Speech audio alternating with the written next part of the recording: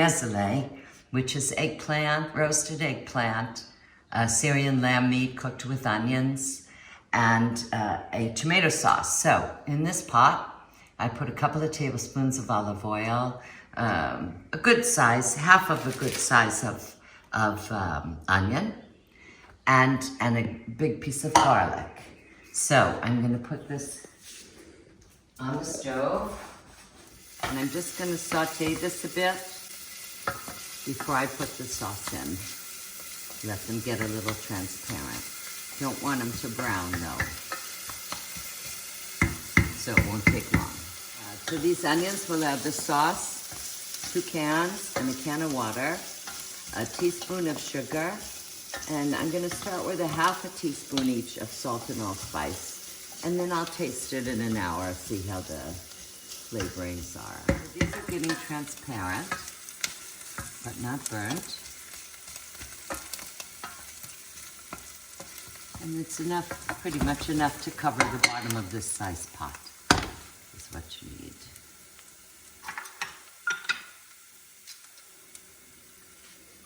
So I'm going to pour this in.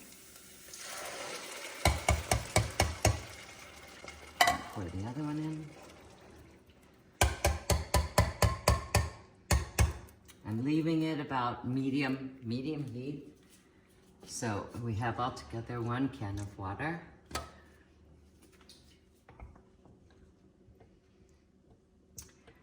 I'm going to add the spices.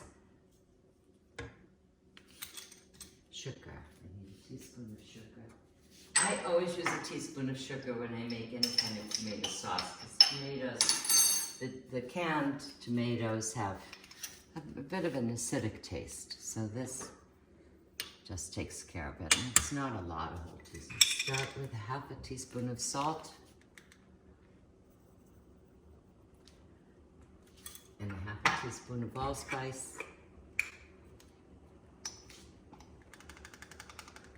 And we're gonna lower it to simmer and let it cook for an hour. Stir that all together. I'm going to raise it up to bring it up to a simmer, and then I'll lower it. There's 3 steps to Neselee. You have to make the sauce, cook the meat, and roast the eggplant. In this sauce, with 2 15-ounce jars, I started with a half a teaspoon of each salt and allspice, but I'm putting in another. So I would say, if you're using 2 15-ounce jars, you want a whole teaspoon of salt and allspice each, and that should do it. Doesn't need to be heavily spiced, but you want to taste. You want to taste the spice.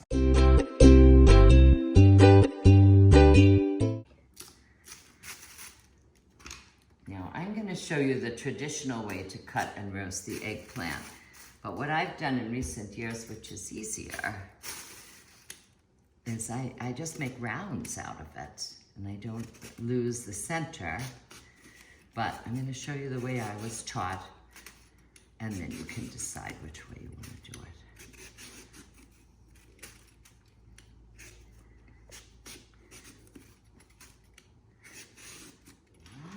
I'm going to wash it, just rinse it.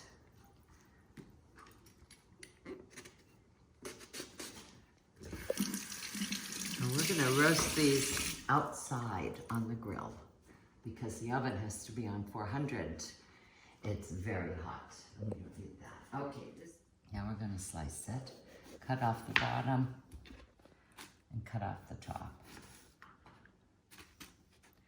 And then I'm going to cut this in half. This is the traditional way to make it. And then I'm going to cut this in thirds. As best you can. It never comes out perfect. And then you're going to pull out the center with most of the seeds. This one doesn't have too many at the top. Usually there's more at the bottom.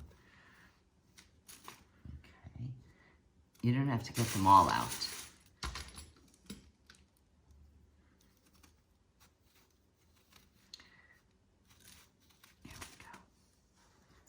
This one I'm going to cut in quarters because it's bigger, the rounded part at the bottom.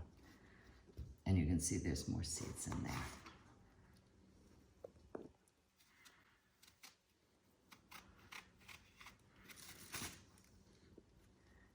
we go.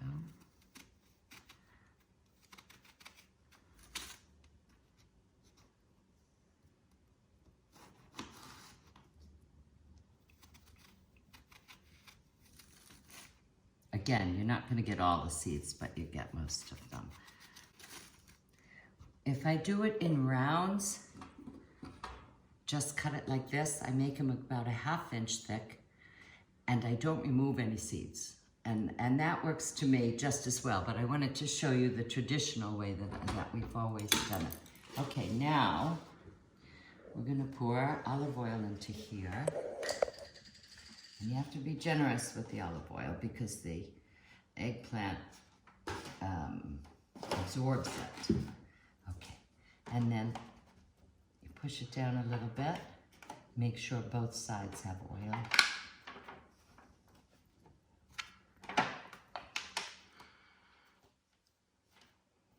Can't always get every single spot.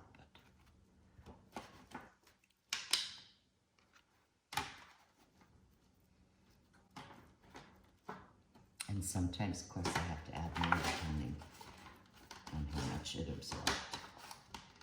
But you got to have the oil. And add a little bit more.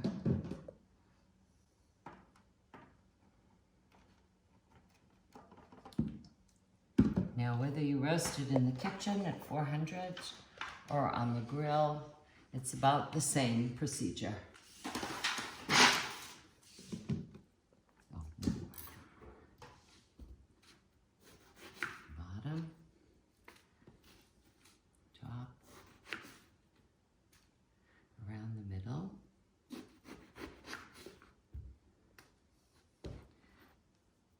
The more narrow part is cut it into thirds.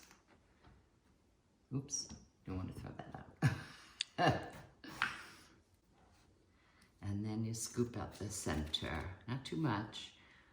You just want to get a lot of the seeds out of it. They make like little boats, kind of. If you go from the bigger end to the narrower end, it's easier.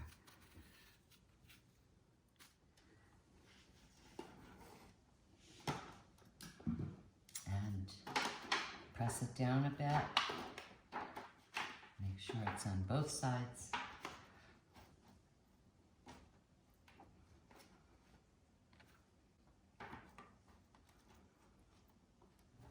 Okay, when you roast something, I'm shutting off the center thing. That's why it's so hot, Laura. The center grate, because you don't want it directly over the heat.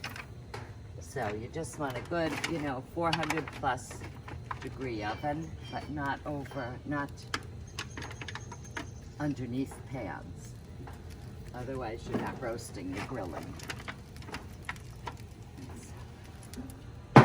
Okay. Yep, it's just under 4. It'll come back up. You see how they're cooking so beautifully? So first I'm going to move them. And then I'm going to squish them a little and make sure they're cooked. Yep, you're doing great. I'm going to leave them a few more minutes. This one is good and cooked. They get a little squishy. Remember, they were hard when they went in here. Let's see. Whoops. Doesn't really matter, I guess. Beautiful. Oh, they're beautiful. Let me just take this one off. Just want to make sure they're not stuck. If there's areas where the oil isn't as much, then they would stick a little. Like the sides here stick. But this is beautiful.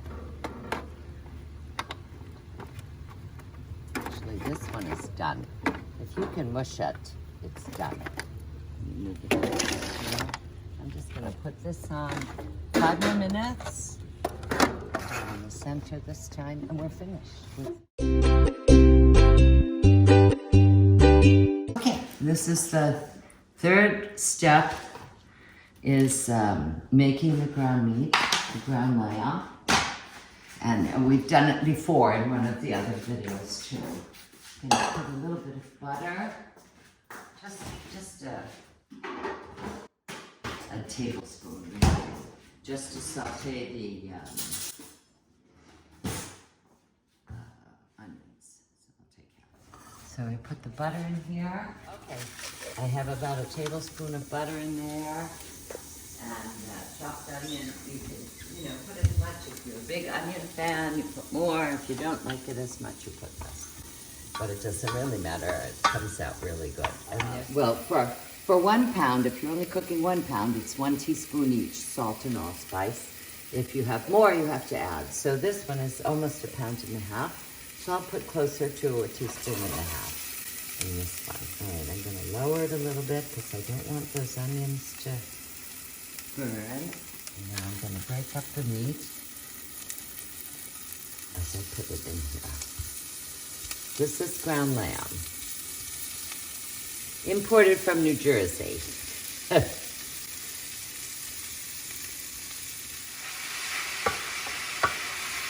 Okay, so now this is going to cook all the way through. You don't want any pinkness. And I probably could have put more onion. I'm just looking at it, doesn't look like quite enough, but we'll be fine with it.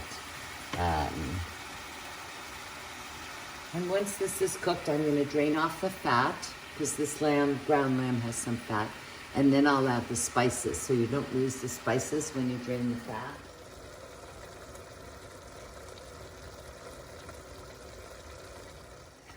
This is done. So, we're going to take it off.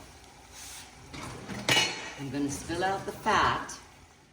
That makes it easy to remember. And that's from Aunt Maddie, because there was no measuring in any of the recipes. And Aunt Maddie said to me once, because my gibber would be too salty or not enough salt over and over. And she said, measure it as you put it in. So you see what you're using when it tastes right, you know what you use. Anything that can be done in advance, it's always smart to do it that way. So, because this stuff is time consuming. I do need quite 1/2 because it wasn't exactly a pound and 1/2. So get it close.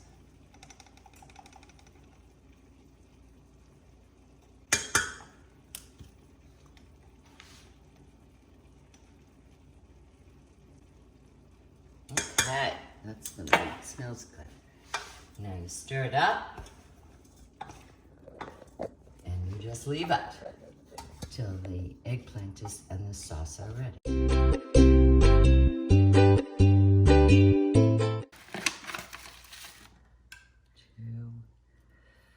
So, you don't put anything in this pan. You just put your eggplant, which is cooked beautifully. And then meat. Okay.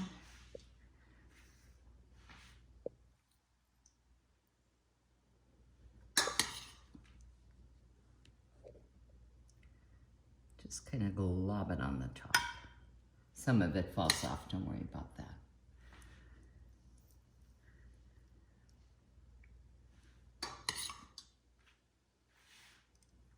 Love this dish, absolutely love it. All right, put a little bit more in this one. That's all, just a thin layer of meat. I mean, you want enough so that you taste it, but it doesn't have to be overflowing.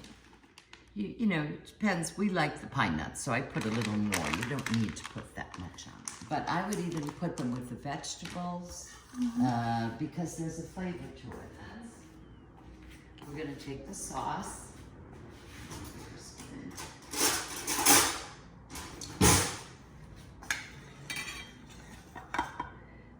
and you don't need a whole lot, just a thin covering. And it will get more saucy as it cooks because more juice will come out of the eggplant, and so you'll have plenty of sauce. That's all. You just give a nice covering without globbing.